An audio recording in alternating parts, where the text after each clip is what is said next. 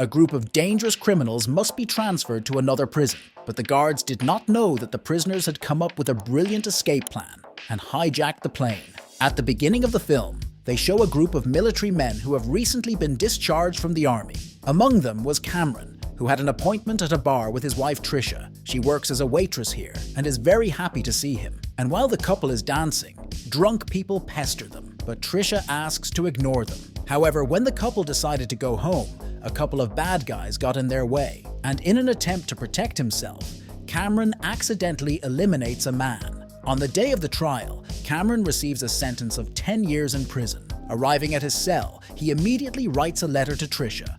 She in turn sends photos of their daughter. Many years later, the girl ends up in elementary school and even writes letters to Cameron. 2 years before the end of his sentence, Cameron receives early release. He must be transferred on a specially equipped aircraft. His cellmate and part-time friend Mike will fly with him. At the same time, at the airport, an officer explains that most of the prisoners are being transferred to a particularly strict prison due to the fact that they are all incredibly dangerous.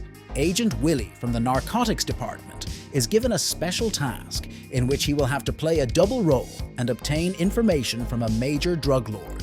Agent Vince also adds that Cindino will be detained during the move, and from that moment he will have 2 hours to obtain data.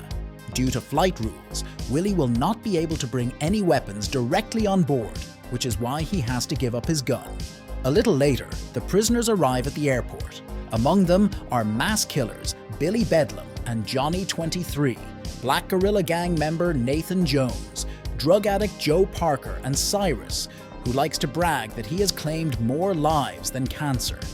The police immediately examine him and, not noticing anything strange, put him on board. Willie remains, to whom Agent Duncan Malloy secretly hands over his gun. As soon as the plane takes off, many prisoners begin to take out previously hidden master keys. At the same time, Parker takes out a package of fuel, the liquid of which he uses as a distraction. Panic begins everywhere. Some of the guards, as well as the prisoners, leave this world. Cyrus even gets into the pilot's cabin, to whom he orders to convey a message that everything is fine on board, after which he declares himself in charge and frees the rest of the prisoners. Cameron sees that one of the prisoners is pestering the female guard Sally and stands up for her, striking a couple of blows. Cyrus then reveals his plan. The plane will land at Carson City Airport according to their schedule. There they will take another group of prisoners and will all escape from this country together. Willie reveals all his cards and grabs the prisoner, but Cyrus doesn't care, and Willie leaves this world. While in prison, the police examine the cell of one of the prisoners and notice that one of the bricks is incredibly fragile. But on the plane, Cyrus says that the cops are waiting for several prisoners in Carson City. Mike tells Cameron that he has no insulin syringes left, and if he doesn't get an injection in a couple of hours, he will die. Cameron agrees to leave, but Cyrus stops Mike, saying that the cops are only waiting for white prisoners. Therefore, Mike will have to remain on the plane. In the prison, the guards find complete drawings of the plane, which is already landing at the airport. The police receive guards in disguise, unaware that the guards who were actually prisoners came out with them, after which the plane is replenished with new, dangerous criminals. Cameron decides not to leave and promises his friend that he will save him. At this time, Vince realizes that the plane has been hijacked, and in the prison, a trap was hidden in one of the boxes, exploding the cell. The guards translating the bait also realize that they have been fooled and immediately rush back, but it was useless. Parker also manages to steal a private jet and plant a transponder from the plane with the prisoners. But a moment before takeoff, he is caught. At the department, Vince blames Duncan, because he was the one who gave Willie the gun. One way or another, the authority has data from the transponder where the stolen plane is now located. But they don't realize that Parker replaced him. But Vince manages to connect to the plane and contact the bandits. Cyrus wonders how they figured out his plan. Then Vince says that one of the guards found a cache in his cell where all the data was stored. All he now needs to know is where they are flying. But obviously, Cyrus doesn't care about that. A little later, Trisha receives a notice about her husband and is taken to the department, as Vince is confident that Cameron will help them. Duncan suggests simply destroying the plane and is already running into the attack helicopter. while Vince is trying to convince him, but nothing is working. The prisoners' plan is to land at an abandoned airfield in the middle of the desert. There, they will receive a new plane from the cartel owner and cross the border on it. While inspecting the plane, Cameron finds the body of a man sandwiched between the landing gear, on which he leaves a message and throws it to the ground. Surprisingly, he falls right in the middle of the streets onto one of the cars. Billy Bedlam also suspects that Cameron is not on their side because he has never seen him among the guys from his complex. Cameron then implies that there are more than 150 people in the complex, so he simply cannot claim that he was not there. At the department, Vince asks Trisha why her husband didn't leave the plane when he had the opportunity. She only suggests that perhaps he has a special reason for this. Vince receives information that the body with the message fell in a completely different direction.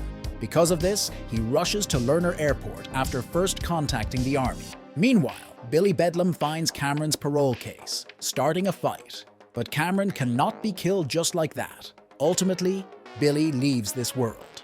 Vince also arrives in Lerner, but too late, the dispatcher has already been killed, and the plane lands. But to the surprise of the prisoners, there is still no new plane. Because of this, Cyrus orders the elimination of the guards, but Cameron does not allow this, arguing that these guards can still be useful to them. And Cyrus agrees with him, giving the order to find fuel for the plane and then take off. True, before this, they need to dig up their own plane, having first installed one person on the tower. He notices a military column in the distance and immediately gives a signal. Cameron takes advantage of this and runs into the hangar to find a syringe for Mike, but he is ambushed. Vince also managed to sneak into the hangar unnoticed and rescues Cameron. It turns out that all this time there was a plane hidden here, on which the drug lord Sindino wants to escape, but Vince does not allow this, after which the bandits take out all their weapons and prepare an ambush. As soon as the US Army enters the landfill, the prisoners open fire, but Vince covers the military. On the plane, Johnny 23 was about to eliminate Sally. Mike couldn't help her, but Cameron was right there and managed to save her. Afterwards, he hands Mike the insulin syringes, and the plane takes off. A little later, the prisoners manage to find the body of Billy Bedlam, and in order to find out which of them is the traitor, Cyrus threatens to eliminate Sally. Mike takes a liking to the girl, so he takes full responsibility, immediately getting shot. True, this sacrifice was in vain, because Cyrus knew perfectly well that Cameron was the traitor.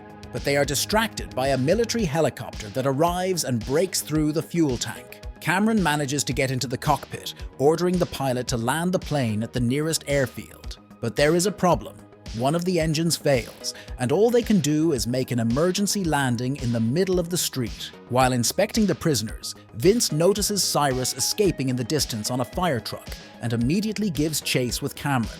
Anyway, they jump on the fire truck, and while Cameron fights Cyrus, Vince stuns the driver with a powerful jet of water. Because of this, they get into an accident, and each of the bandits leaves this world. The film ends with Cameron reuniting with his family after 8 long years of waiting. We'll see you soon. Bye.